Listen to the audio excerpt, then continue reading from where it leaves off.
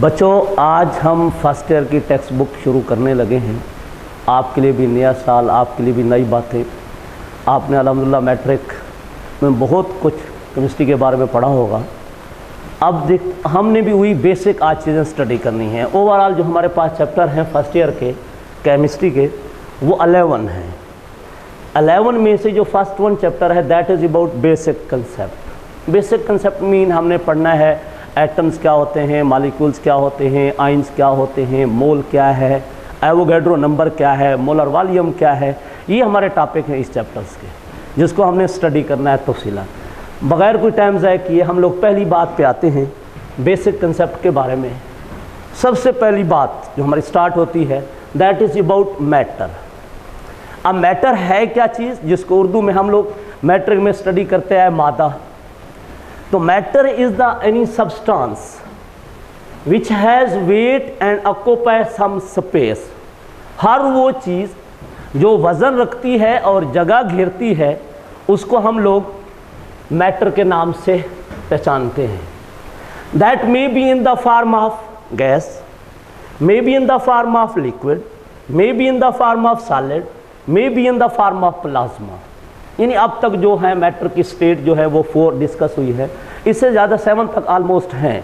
लेकिन हमारे सिलेबस में ओवरऑल जिनका तस्करा है that is about gas, liquid, solid and plasma. Mean hydrogen gas, oxygen gas, nitrogen gas. Liquid की बात करें तो हमारे पास methyl alcohol, ethyl alcohol, water. Solid की बात करें तो शुगर है, सोडियम क्लोराइड है, सैंड है।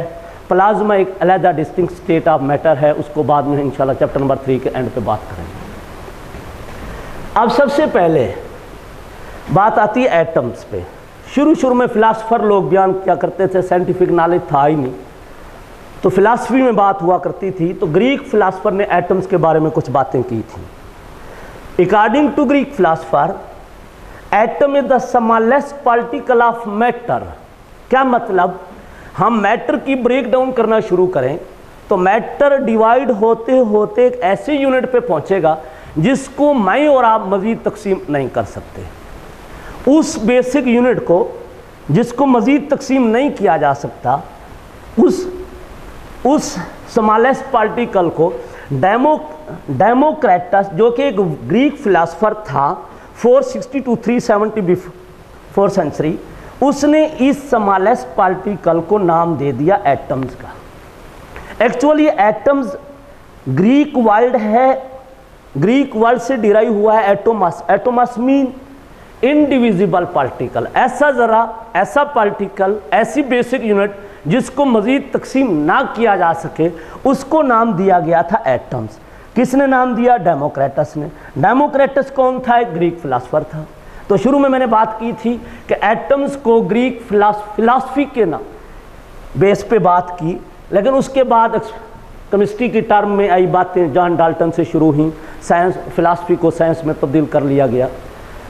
तो लेकिन बेटा ये जो बातें की हैं ग्रीक फिलासफर ने, डेमोक्रेटस ने, कि एटम स्मॉलेस्ट पार्टिकल है जिसको हम मज़ीद तकसीम नहीं कर सकते मादे का, इस चीज़ के बारे में ग्रीक फिलासफर के पास कोई एक्सपेरिमेंटल प्रूफ नहीं था, कोई एविडेंसेस नहीं था, ख्यालाती बातें करके चले गए। कौन? Greek philosopher. फिर in the late 17th century कुछ मैटर्स के एस्पेक्ट्स को स्टडी किया गया। ओवरऑल मैंने यहाँ पे 3 इंडिकेट किए हैं हमारे सिलेबस के मुताबिक। वो कौन कौन से हैं? सबसे पहली बात, quantitative study of composition of matter को स्टडी किया गया। क्या मतलब? सब्सटेंस है, मैटर है। जैसे मैं आपको कहूँ वाटर है, अब वाटर किन चीज़ों से मिलके बना हुआ है? हाइड्रोजन और ऑक्सीजन कंबाइन हुए हैं। इस हाइड्रोजन और ऑक्सीजन की अमाउंट जो कंबाइन हुई है उसको क्या नाम दिया जा रहा है? Composition. And that was study in the late 17th century. फिर इस बात ने डिस्क्लोज किया, इस स्टडी ने डिस्क्लोज किया, वाज़ेह कर दिया, हमें आगाह कर दिया कि जो डिफ़िकल्ट सब्सटेंसेस होते हैं उसमें मुख्तलिफ एलिमेंट आपस में कंबाइन होते हैं। मीन सब्सटेंस मुख्तलिफ एलिमेंट्स का मजमुआ है, मुख्तलिफ एलिमेंट आपस में कंबाइन होते हैं, तो उससे क्या बनता है? Difficult substance. जैसे मैं वाटर की बात कर दूं, मैं अमोनिया की बात कर दूं, सल्फ्यूरिक एसिड की बात कर दूं, मुख्तलिफ एलिमेंट आपस में क्या है? कंबाइन हुए हैं। अब बच्चों फिर उसी मैटर की ब्रेकडाउन करते हैं तो पता चलता है मादा अपनी कॉन्स्टिट्यूएंट एलिमेंट में कैसे तब्दील होता है, अपने कंपोनेंट में कैसे तब्दील होता है, वो एलिमेंट एक दूसरे से अलग अलग कैसे हो जाते हैं, फिर ये एलिमेंट आपस में कंबाइन कैसे होते हैं। जिन्हें दूसरे लफ्ज़ों में केमिकल बॉन्डिंग की बात की जाए तो केमिकल बॉन्डिंग को भी in the late 17th century study किया गया। तो मैटर से रिलेटेड 3 बातें हुई 17th सेंचुरी में। Number 1 the composition of matter, number 2 how matter is break down into its constituent element, as well as how these elements combine with each other to form a matter, to form a substance, especially difficult substance की मैं बात कर रहा हूँ, simple substances की बात नहीं कर रहा। In 1808 जॉन डाल्टन जो कि एक इंग्लिश स्कूल टीचर था, अब मैंने पहली बात आपको कही थी फिलॉसफी में बात हुई, ये पहला साइंटिस्ट आ रहा है जो फिलॉसफी को साइंस की शक्ल में लेके आ रहा है, एक्सपेरिमेंटल वर्क की शक्ल में लेके आ रहा है। इंग्लिश स्कूल टीचर ये साइंटिस्ट क्या कहने लगा, गौर से सुनिएगा।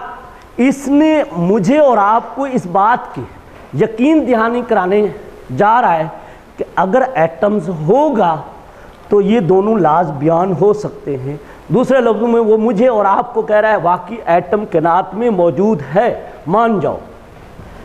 कैसे बेटा? उसने कहा law of conservation of matter, law of conservation of mass and law of definite proportion, these can be explain, both laws can be explain if atom exist. अगर एटम का वजूद है तो ये दोनों लॉज बयान हो सकते हैं, अगर एटम नहीं तो ये दोनों लॉज हो ही नहीं सकती। ये बेस है हमारी साइंस की। अगर ये 2 लॉज बयान होते हैं तो साइंस आगे प्रोसीड होती है, अदरवाइज प्रोसीडिंग नहीं होती। तो उसने बेसिक लॉज को पकड़ा ताकि लोगों को यकीन दहानी कराए कि वाकई क्या मौजूद है, कायनात में एटम मौजूद है। अब इसमें हमें थोड़ा सा तस्करा करना चाहिए, what do you mean by law of conservation of mass, what do you mean by law of definite proportion. Actually यहाँ पे हम कह सकते हैं mass can neither be created nor be destroyed but can be changed from one form to another form। मैं इसको छोटी सी बात यूँ आपको समझाने की कोशिश करूँ। मेरे प्यारे बच्चे, हाइड्रोजन को मैं रिएक्ट कराऊँ ऑक्सीजन के साथ और क्या बना दूँ, वाटर, और इनके मासेस की स्टडी करूँ। हाइड्रोजन का मास अप्रॉक्सीमेटली 1.008 ग्राम कंसीडर किया जाता है, तो ये 4 ग्राम्स होगा। ये 32, एक ऑक्सीजन का मास 16, अब 2 ऑक्सीजन है तो 32 ग्राम्स। अब रिएक्टेंट टोटल कितने हुए, 36 ग्राम। एक वाटर का मोलर मास 18 ग्राम्स होता है, 2 मोला वाटर है तो ये 36 ग्राम होगा। इसका मतलब ये हुआ जितने रिएक्टेंट थे उतने ही प्रोडक्ट, रिएक्टेंट भी 36 ग्राम, प्रोडक्ट भी 36 ग्राम। इसका मतलब ये हुआ मास ना तो क्रिएट हुआ है ना डिस्ट्रॉय हुआ है, बल्कि एक शक्ल से दूसरी शक्ल में तब्दील हुआ है। पहले वो हाइड्रोजन और ऑक्सीजन गैस की शक्ल में था, अब वो वाटर की शक्ल में तब्दील हुआ है। तो मास ना तो क्रिएट हुआ है ना डिस्ट्रॉय हुआ है, सिर्फ एक शक्ल से दूसरी शक्ल में तब्दील हुआ है। ये कौन कहता है? Law of conservation of mass. दूसरे लफ्जों में मैं ये भी कह सकता हूँ mass of reactant will be equal to mass of product according to law of conservation of मास।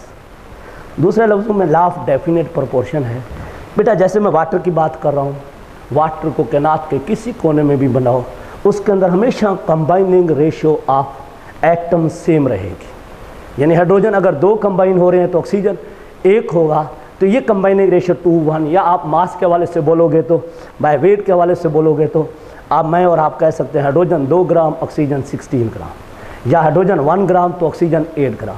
इस तरह ये कंबाइनिंग रेशियो हमेशा कांस्टेंट रहेगी। इस कंबाइनिंग रेशियो को बयान करने वाला कौन? Law of definite proportion. तो ये दोनों लॉज उस वक्त होंगे जब मैटर होगा, मैटर होगा तो मास होगा, मास होगा तो ये बयान होंगे, अदरवाइज ये बयान हो ही नहीं सकते। इसलिए जॉन डाल्टन ने किन का सहारा लिया? लॉ ऑफ कंजर्वेशन ऑफ मास और लॉ ऑफ डेफिनेट प्रोपोर्शन, और उनके मुताबिक इन दोनों लॉज को हम बयान कर सकते हैं अगर किसका वजूद है? एटम्स का है। ना सिर्फ ये बात की बल्कि एटम्स के बारे में उसने एटॉमिक थ्योरी भी पेश की थी, जिसको हम आज डाल्टन एटॉमिक थ्योरी कहते हैं। उसमें बहुत सारे पास्टुलेट थे, लेकिन हम हिस्ट्री पढ़ रहे हैं तो एटम्स के हवाले से क्या बात थी, उसके मुताबिक जितने भी सब्सटेंस है ऑलमोस्ट वो बने हुए हैं किन से, एटम्स ऑफ डिफरेंट एलिमेंट। जैसे मैं वाटर की बात कर रहा था, वाटर एक सब्सटेंस है, तो वाटर में हाइड्रोजन 2, ऑक्सीजन 1 है, तो हाइड्रोजन की प्रॉपर्टीज और होंगी, ऑक्सीजन की प्रॉपर्टीज और होंगी। तो वो यही कहना चाह रहा है जो सब्सटेंस होते हैं ये बने होते हैं एटम्स ऑफ डिफरेंट एलिमेंट, जिनकी प्रॉपर्टीज एक दूसरे से क्या होती हैं, मुख्तलिफ। जैसे मैंने बयान किया अभी, वाटर के अंदर 2 किस्म के एटम्स हैं, हाइड्रोजन एलिमेंट के एटम्स हैं, ऑक्सीजन एलिमेंट से एटम है। तो इन हाइड्रोजन और ऑक्सीजन की प्रॉपर्टीज एक दूसरे से मुख्तलिफ होगी कंबाइन होने से पहले, फिर तो एक नया सब्सटेंस बन गया। तो सब्सटेंस एटम से बना होता है मुख्तलिफ एलिमेंट्स के, जिनकी प्रॉपर्टीज एक दूसरे से मुख्तलिफ हुआ करती हैं। मेरे प्यारे बेटा, अगली बात करते हैं हिस्ट्री के हवाले से। जे बर्जिलियस वर्क, जे बर्जिलियस था कौन, स्वीडिश केमिस्ट। और मेरे से कोई पूछे तो मैं यह लाजमी कहूँगा कि जे बर्जिलियस उस वक्त का बेहतरीन एक्सपेरिमेंटल केमिस्ट था। इसने तकरीबन 2000 एक्सपेरिमेंट परफॉर्म किए और 2000 प्रैक्टिकल परफॉर्म करने के बाद, एक्सपेरिमेंट परफॉर्म करने के बाद तकरीबन उस वक्त 15 एलिमेंट्स के एटॉमिक मासेस को मालूम कर लिया। पहला काम जो उसका था, जो कि बजाते खुद स्वीडिश केमिस्ट था, ये हिस्ट्री मैंने बताई 1779 से 1848 तक उसने वर्क किया और उसने एटॉमिक मासेस मालूम किए थे। तकरीबन मैंने कहा 15 एलिमेंट के एटॉमिक मासेस मालूम कर गया। ये बातें बुक में नहीं है, मैं वैसे बोल गया ये बातें ताकि आपके कंसेप्ट क्लियर हो जाए। तो ये जो उसने एटॉमिक मासेस मालूम किए थे उस दौर में, और आज जो हम मॉडर्न टेक्निक से मालूम करते हैं, तो आज की रिसेंट वैल्यू और जे बर्जिलियस से कैलकुलेटेड वैल्यू ऑलमोस्ट सेम है, ऑलमोस्ट एक जैसी है। इसका मतलब मैं यूं कहूं, जे बर्जिलियस अपने काम में माहिर था। एक सिंपल से ऑपरेटर से उसने जो हमें वैल्यू दी, आज वही वैल्यू आ रही है जो हम मॉडर्न टेक्निक से मालूम करते हैं। तो वो कैसे, मैंने एक एग्जांपल भी दी है। कॉपर का जो उस वक्त एटॉमिक मास मालूम हुआ था जे बर्जिलियस की तरफ से 63 AMU था, और आज रिसेंट वैल्यू से 63.55 आता है। नाइट्रोजन की बात करूं तो 14.05 जे बर्जिलियस ने मालूम करके दिया, और आज मॉडर्न टेक्निक के जरिए 14.01 आ रहे। ऑलमोस्ट ये वैल्यू क्लोज हैं। तो इसका मतलब है जे बर्जिलियस से मालूम की गई वैल्यूज़ और मॉडर्न टेक्निक से मालूम की हुई वैल्यूज़ आपस में ऑलमोस्ट क्लोज हैं। तो इसका मतलब उसने बहुत अपने हवाले से बहुत अच्छा काम कर दिया, पहली बात। दूसरी बात, उसने एक सिस्टम इंट्रोड्यूस किया ताकि एलिमेंट्स को बजाय पूरे नाम लिखने की बजाय उनको सैंपल से ज़ाहिर किया जाए। सिंबलिक सिस्टम इंट्रोड्यूस किया। तो फॉर एग्जांपल मैं ये कहूँ नाइट्रोजन है तो पूरा नाइट्रोजन लिखने की बजाय उसने N यूज़ कर लिया, सोडियम है तो पूरा सोडियम लिखने की बजाय सिंबल Na यूज़ कर दिया। तो उसने एलिमेंट के क्या है, सिंबल इंट्रोड्यूस किया, ऐसा सिस्टम इंट्रोड्यूस किया जिससे एलिमेंट्स को बजाय पूरे नाम से सिंबल से ज़ाहिर किया जा सके। ये ओवरऑल था। अब यहाँ से गौर कीजिएगा, शुरू से ग्रीक फिलासफर की बात करें, जॉन डाल्टन की बात करें, यहाँ तक तकरीबन तमाम साइंटिस्ट ने इस बात को रिजेक्ट नहीं किया कि एटम स्मॉलेस्ट है या नहीं है। उनके मुताबिक अभी तक इनडिविजिबल है। अब हम बात करते हैं मॉडर्न रिसर्च की। मॉडर्न रिसर्च एटम्स के बारे में क्या कहती है? मॉडर्न रिसर्च के मुताबिक एटम्स के अंदर 100 से ज़्यादा छोटे छोटे पार्टिकल मौजूद हैं। मोर देन 100 सब atomic particle are present in the atom. अगर ये 2 पार्टिकल भी होते तो इसका मतलब एटम के 2 हिस्से किए जा सकते थे। लेकिन अब तो मॉडर्न रिसर्च कह रही है 1 नहीं, 2 नहीं, 3 नहीं, बल्कि 100 से ज़्यादा छोटे छोटे पार्टिकल्स मौजूद हैं। जैसे मैंने उनमें से कुछ बोले हैं, कुछ फंडामेंटल सब एटॉमिक हैं। फंडामेंटल इसलिए कहा जाता है जो एटम की प्रॉपर्टीज़ के अंदर इन्वॉल्व होते हैं, और वो है इलेक्ट्रॉन, प्रोटॉन, न्यूट्रॉन। ना सिर्फ ये 3 फंडामेंटल पार्टिकल हैं, बल्कि कुछ और भी सब atomic particle in the form of meson, hyperon, neutrino, anti neutrino, positron, इस तरह के छोटे छोटे पार्टिकल्स एटम्स के अंदर मौजूद हैं। 100 से भी ज़्यादा छोटे पार्टिकल्स हैं। इसका मतलब ये है एटम को मज़ीद तकसीम किया जा सकता है। इसका मतलब ये हुआ अब तक जो ग्रीक फिलासफर बातें कर रहे थे वो तो गलत साबित हो गई। और वो कह रहे थे एटम इंडिविजिबल है। याद होगा मैंने यहाँ लिखा था इंडिविजिबल पार्टिकल है जिसको मजीद तकसीम नहीं कर सकते। मॉडर्न रिसर्च कह रही है नहीं नहीं भाई, एटम्स के अंदर तो 100 से ज़्यादा पार्टिकल है। इसका मतलब एटम मज़ीद छोटे छोटे ज़रों में तकसीम हो सकता है। तो अब सवाल ये पैदा होता है हम एटम को डिफ़ाइन कैसे करें। गौर कीजिएगा, एटम जो है वो स्मॉलेस्ट पार्टिकल है किसका? एलिमेंट्स का। Smallest particle of element which may or may not exist freely independently. वो छोटे से छोटा ज़रा है एलिमेंट का जो आज़ादाना तौर पे अपना वजूद बरकरार रख भी सकता है या नहीं भी रख सकता, और उसके साथ साथ वो हिस्सा ले सकता है किसमें? In the chemical reactions. Smallest particle of an element which may or may not exist freely and can take part in the chemical reaction, that smallest particle is known as atoms। अब यहाँ पे सवाल ये पैदा होता है, अक्सर बच्चे कंफ्यूज होते हैं, आप मैट्रिक करके आ रहे हैं, मैं अगर आपसे पूछूँ वह एलिमेंट क्या है तो आप सारे सोचें सर ये कहाँ से बात आ गई। तो एलिमेंट शुरू में वही बातें, फिर गौर कीजिएगा, एलिमेंट एक ऐसा सब्सटेंस है जिसके अंदर मौजूद तमाम एटमों के एटॉमिक नंबर सेम होते हैं। क्या मतलब? अगर मैं इस बात को और ओपन करूं, मेरे प्यारे बेटा, अगर यहाँ पे कह दूं हाइड्रोजन है हमारे पास, मैं जब भी बोलूँगा हाइड्रोजन एलिमेंट अगर बोलूं तो इस हाइड्रोजन एलिमेंट के अंदर 3 किस्म के एटम्स हैं। जानते होंगे प्रोटियम है, ड्यूट्रियम है, ट्रीटियम है। इस तरह के 3 एटम्स मौजूद हैं किसके अंदर? हाइड्रोजन एलिमेंट्स के अंदर। और ये जो मैंने नीचे लिखे हैं 1 1 ये रिप्रेजेंट करते हैं एटॉमिक नंबर्स को। तो इसका मतलब हाइड्रोजन एलिमेंट के अंदर 3 किस्म के एटम है जिसका एटॉमिक नंबर सबका क्या है? सेम है। तो हम इस सब्सटेंस को क्या नाम दे देंगे? एलिमेंट का नाम दे देंगे। ऐसा सब्सटेंस जिसमें मौजूद तमाम एटमों के प्रोटॉन नंबर या एटॉमिक नंबर क्या हो?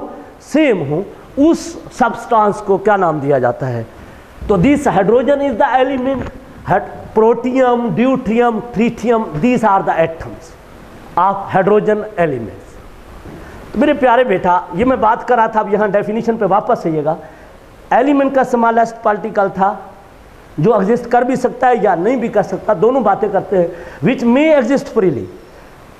हीलियम है, नियॉन है, आर्गन है, क्रिप्टॉन है, ज़ीनान है। इन तमाम एलिमेंट्स के जो एटम्स होते हैं वो आज़ादाना तौर पे अपना वजूद बरकरार रख सकते हैं। लेकिन अगर मैं ये कह दूं हाइड्रोजन है, नाइट्रोजन है, ऑक्सीजन है, इन तमाम की जो एटम है, इन तमाम एलिमेंट्स के जो एटम्स हैं, they can not exist independently. वो आज़ादाना तौर पे नहीं पाए जाते। वो होंगे या तो वाटर की शक्ल में हाइड्रोजन होगा, या अमोनिया की शक्ल में, या सल्फ्यूरिक एसिड, यानी दूसरे एलिमेंट से कंबाइन हालत में कायनात के अंदर एग्जिस्ट कर रहा होगा, फ्रीली एग्जिस्ट नहीं कर रहा होगा, अकेला एटम की शक्ल में मौजूद नहीं होगा, इंडिपेंडेंटली नहीं होगा, कंबाइन हालत में होगा। ये तो था छोटा सा बेटा इंट्रोडक्शन। किसके हवाले से?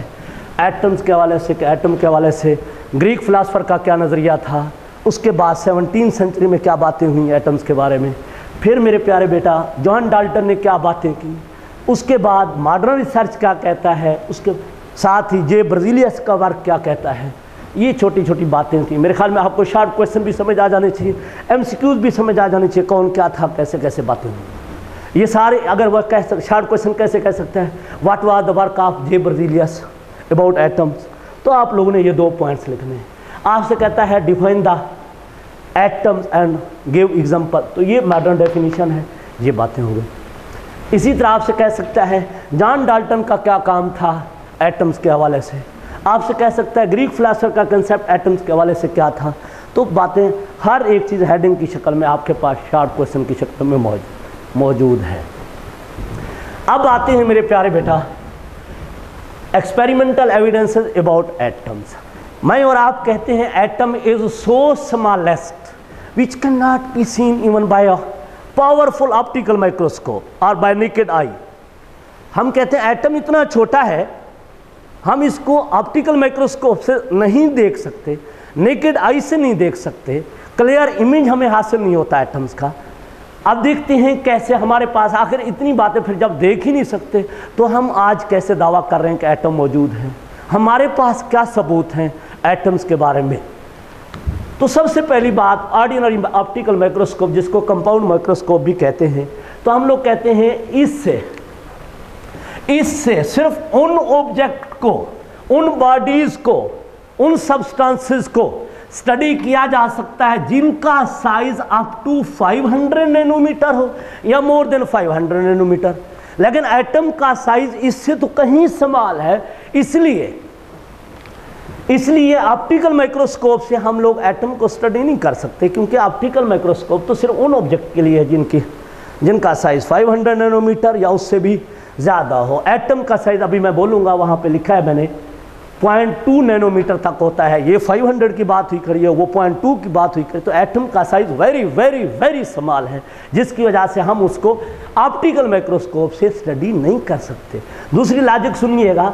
अच्छा, नैनोमीटर का मतलब है 1 नैनोमीटर 10⁻⁻⁹ मीटर के बराबर होता है। हम बेटा इससे एटम को नहीं देख सकते। क्यों? क्योंकि ऑर्डिनरी माइक्रोस्कोप विजिबल लाइट का इस्तेमाल करती है चीज़ों को स्टडी करने के लिए, चीज़ों को देखने के लिए, और विजिबल लाइट की जो वेवलेंथ होती है वो कहीं ज़्यादा होती है। किससे? एटम के साइज से। जब एटम के साइज से विजिबल लाइट की वेवलेंथ बहुत ज़्यादा है तो हम विजिबल लाइट के ज़रिए कभी भी एटम को नहीं देख सकते। जिन एटम को स्टडी किया जा रहा होता है तो उन रेडिएशंस की, उन लाइट्स की वेवलेंथ समालर होनी चाहिए उस ऑब्जेक्ट से जिसको हम स्टडी कर रहे हैं। जबकि यहाँ पे जो लाइट है उसकी वेवलेंथ ज़्यादा है। मैंने कहा साइज समालर होना चाहिए, वेवलेंथ समालर होनी चाहिए, लार्जर नहीं होनी चाहिए। इधर लार्जर होने की वजह से हम विजिबल लाइट से कभी भी एटम्स को नहीं देख सकते। तो आप प्यारे बच्चे, किससे फिर, हमारे पास अभी तक तो एविडेंसेस आए नहीं, कोई सबूत ऐसा है नहीं जिससे हम कह सकें। तो उसके बाद प्यारे बच्चे इलेक्ट्रॉन माइक्रोस्कोप बनाई गई, उसके ज़रिए हम कहते हैं हम एटम्स को देख सकते हैं, उसके इमेज को कुछ ना कुछ देख सकते हैं। लेकिन कैसे देख सकते हैं? जब हम उसके इमेज को मैग्नीफाई करते हैं। देखते हैं कैसे। इलेक्ट्रॉन माइक्रोस्कोप विजिबल लाइट की बजाय क्या यूज़ करती है? Beam of electrons. Instead of visible light it uses beam of electron. और इलेक्ट्रॉन्स की जो वेवलेंथ है, बीम ऑफ इलेक्ट्रॉन्स की जो वेवलेंथ है, वो कहीं स्मॉलर है than diameter of atom, size of atom. Atom के साइज से बीम ऑफ इलेक्ट्रॉन की वेवलेंथ स्मॉलर है। अब गौर करना चाहिए, पहले मैंने क्या कहा? विजिबल लाइट की वेवलेंथ लार्जर है। अब कह रहा हूँ जो चीज़ स्टडी करने आ रही है, जो बीम यूज़ कर रहे हैं, उसकी वेवलेंथ स्मॉलर है, इसलिए हम इससे देख सकते हैं। लेकिन कैसे देखेंगे बेटा? हम ग्राफाइट लेते हैं, ग्राफाइट का इमेज लेते हैं इलेक्ट्रॉन माइक्रोस्कोप को, उस इमेज को मैग्नीफाई करते हैं तकरीबन कितने टाइम्स? 15 मिलियन टाइम मैग्नीफाई करने के बाद हमें इमेज हासिल होना शुरू हो जाता है इन the form of bright layer with dark empty space. समझो ये हमारे पास बैकग्राउंड है, तो जो सुना जो मैंने बनाया हुआ है, ये ब्लैक पॉइंटर से मैंने सारा हाईलाइट किया है। अब ये जो हमारे पास बैकग्राउंड है, इसके ऊपर गौर से सुनना। ऐसे मैं सेंटर में ब्राइट लाइनें लगा देता हूँ, तो ये हमें ब्राइट लाइन हासिल हुई थी जिनके सेंटर में डार्क एम्प्टी स्पेसेस हैं। ब्राइट लाइंस ये हैं प्यारे बच्चे, ब्राइट लाइंस कार्बन्स की लेयर्स की, और ये सेंटर में क्या कहा मैंने? डार्क एम्प्टी स्पेसेस मौजूद हैं। तो हमें ग्राफाइट का इमेज हासिल हुआ था इन the form of bright layer with dark empty spaces. लेकिन ये इमेज कब हासिल हुआ? जब हमने इस इमेज को मैग्नीफाई किया। कितने टाइम? 15 मिलियन टाइम मैग्नीफाई करने के बाद ये चीज़ हासिल हुई, जिससे कंफर्म होता है चीज़ है सही, लेकिन आसानी से नज़र नहीं आ रही, क्लियर इमेज नज़र नहीं आ रहा जब तक हम उसको मैग्नीफाई ना। ये भी क्लियर नहीं था, लेकिन कुछ नज़र आने के काबिल हो गया। ये चीज़ बता रही है कि एटम मौजूद है, जिसको मैंने कहा ये इलेक्ट्रॉनिक माइक्रोस्कोपिक व्यू लिया गया। किसका? कार्बन एटम्स का, मीन ग्राफाइट का। तो ये पहली कंफर्मेशन, पहली बेटा एविडेंस था जिससे पता चला एटम मौजूद है, एटम मौजूद है। अब दूसरी बात, ये तो हुआ इलेक्ट्रॉन माइक्रोस्कोप का इस्तेमाल। अब प्यारे बच्चे 20वीं सेंचुरी में पहुंचते हैं। 20वीं सेंचुरी में सबसे ज़्यादा इस्तेमाल हुआ एक्सरे एनालिसिस का। एक्सरे डायफ्रैक्शन जिसको कहते हैं, या एक्सरे एनालिसिस आप कह सकते हैं। तो एक्सरे एनालिसिस के ज़रिए कुछ चीज़ों के हमें एविडेंस मिले। पहली बात, एक्सरे से क्या रिजल्ट हासिल हुआ कि एटॉमिक मास रेंज क्या हो सकता है, एटम का मास ज़्यादा से ज़्यादा कितना और कम से कम कितना हो सकता है। That is 10⁻⁻27 to 10⁻⁻25 kilograms. और एटॉमिक मास को ज़हर किस में करते हैं बेटा? AMU। AMU mean atomic mass unit. Atomic mass unit को डिफाइन कैसे कर सकते हो? It is the 1/12 mass of carbon 12। Carbon 12 कौन है? लाइटेस्ट आइसोटोप ऑफ कार्बन है। कार्बन के 3 आइसोटोप हैं, कार्बन 12 है, कार्बन 13 है, कार्बन 14 है। तो उनमें से लाइटेस्ट आइसोटोप और स्टेबल आइसोटोप का इस्तेमाल किया जा रहा है। तो इसका 1/12 का मतलब ये कह सकते हैं, हम कह सकते हैं कि this is the unit, this is the AMU unit which is use to express the atomic masses. और 1 AMU किसके बराबर होता है बेटा? 1.602 10⁻⁻27 किलोग्राम्स के बराबर होता है।